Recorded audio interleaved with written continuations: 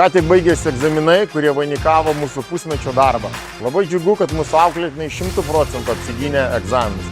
Tai rodo labai gerą, kvalifikuotą ir profesionalų mūsų trenerio darbą. Labai tikiu, kad mūsų auklėtiniai naujaisiais metais įsikels savo dar didesnius tikslus, ne tik tobulėti kvalifikacinėse egzaminuose, bet ir varžybose. Nes karatė tai ne tik technika, tai yra kova.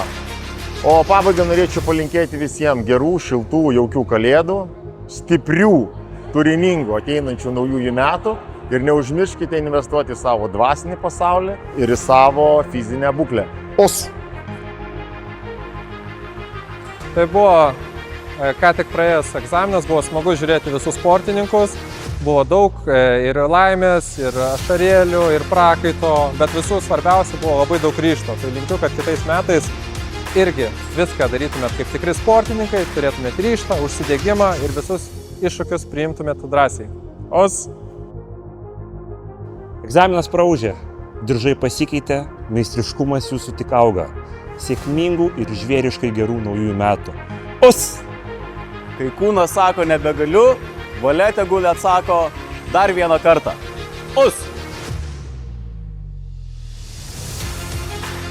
Šiandien turėjom puikią šventę, kvalifikacinių diržų egzaminą. Šiandien žengė pirmą žingsnį ir mūsų mažiausi karatistai ir laikė taip pat sportininkai aukštus žalius diržus.